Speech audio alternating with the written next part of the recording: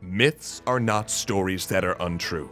Rather, they are tales that don't fit neatly into the historical record, which serve as a foundation to a culture. At the dawn of the creation of the gods, when the Titan Kronos cut open his father Uranus, the beings known as the Furies were born from the blood that splashed into the sea.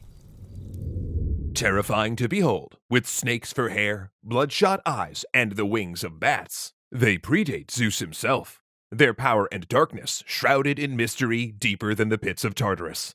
But one thing is known loud and clear. If the Furies are after you, there's only one way out, and it's the painful way.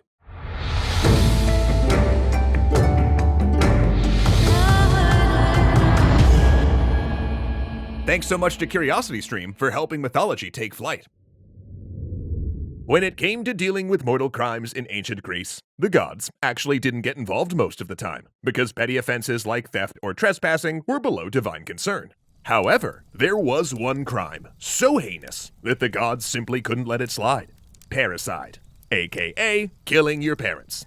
But the deities were always super busy, so it was rare for the gods to pursue the guilty themselves. Instead, they enlisted their divine progenitors, the Furies. Acting as sort of stand-in goddesses of vengeance and retribution, they became famous for pursuing and punishing the guilty. And of course also for being the first boss in Hades, which I totally didn't get stuck on forever, no matter what cat on the internet told you the contrary. Aw, quit blowing up my spot, Zoe. Now, we don't know how many Furies exactly were born in the sea on that ancient day, but 3 of them stand above all others in fame and infamy. Alecto, or Endless Anger, Megaera, or Jealous Rage, and my personal favorite, Tisiphone, Vengeful Destruction. Also, it should be noted that it wasn't just the gods who called on the Furies, as they would sometimes enact self-directed vengeance on those they found deserving. Though most of their freelance punishments did focus around misdeeds, they knew a little something about parents wronged by their children. Because don't forget, the Furies themselves were born of a similar crime: the murder of Uranus by his son Kronos. Now that I think of it, maybe that's why in the game Hades, Megaera's always so mad at Zagreus for going against his father's will. Hoo-hoo! That's a nice little piece of writing there, Supergiant. Well played. Another key trait of the Furies is their endless pursuit and torment of their victims. And we're not talking a shopping for a PS5 type of endless pursuit here. It's more like a completely relentless, terrifying, overwhelming torment with the goal of driving you to the point of insanity. So, actually, maybe the PS5 analogy is the closest modern equivalent. And the most famous story about the Furies' dogged pursuit is called the Orestes. Now, the setup of this tale is a bit complicated, but basically, Agamemnon, that guy from our Iliad series, accidentally insults the goddess Artemis on the way to the Trojan War. So he offers his daughter as a human sacrifice to get back on the goddess's good side.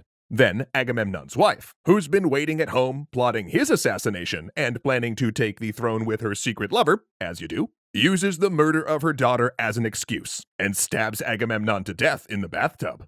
Then their son Orestes is so upset that his father killed his sister and that his mother killed his father that he kills his mother because that fixes it, I guess. Now, all questionable logic aside, as we mentioned before, killing your parents is the worst crime you can do in the eyes of the gods. So the Furies are sent to torment Orestes by the gods, probably because he was the last mortal alive in this assortment of familial murder.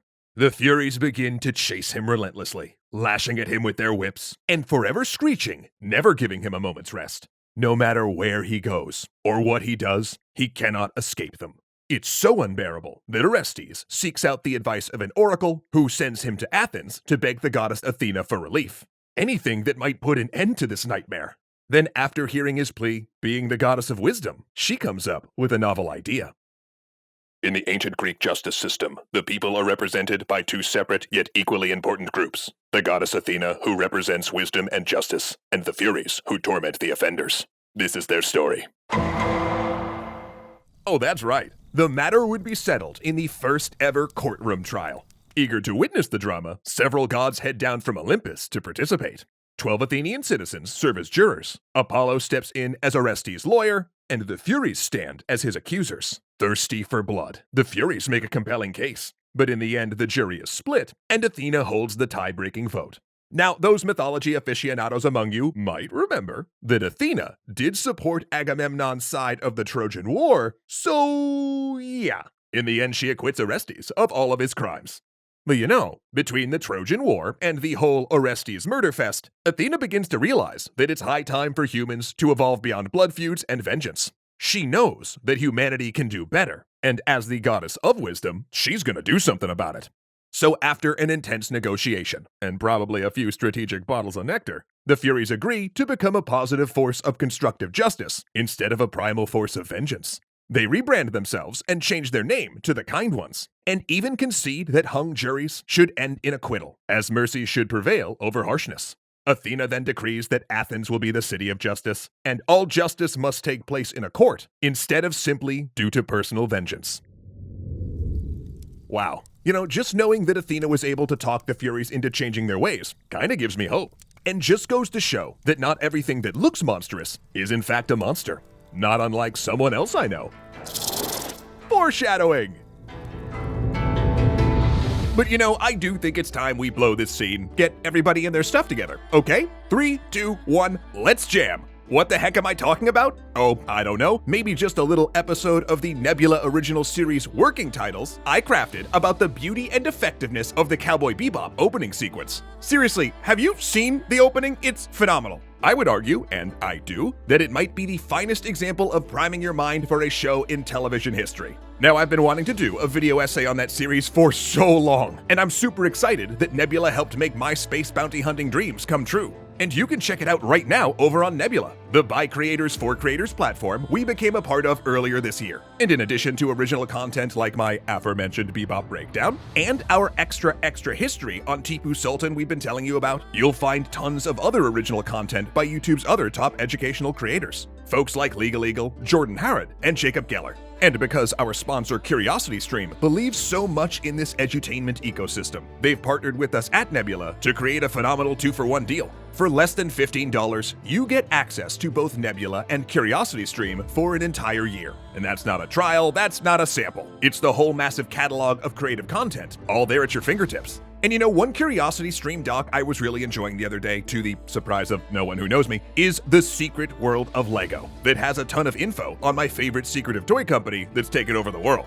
Like, did you know that the Lego minifig population now outnumbers the human population? Pretty scary. But still no Bebop sets, huh? Where's my Swordfish 2 Lego? For shame. Oh, sorry, where was I? Oh yeah, best of all, when you sign up with our link at curiositystream.com/extra credits, not only will you get a year of all of this cool content across both platforms for the discounted price of $14.97, but you'll also be directly helping out our channel in the process, and that's something our whole crew really appreciates. This show wouldn't be possible without legendary patrons like Ahmed Ziad Turk, Alicia Bramble, Casey Muscha, Dominic Valenciana, Gunnar Clovis, Kyle Murgatroyd, and O'Reels1.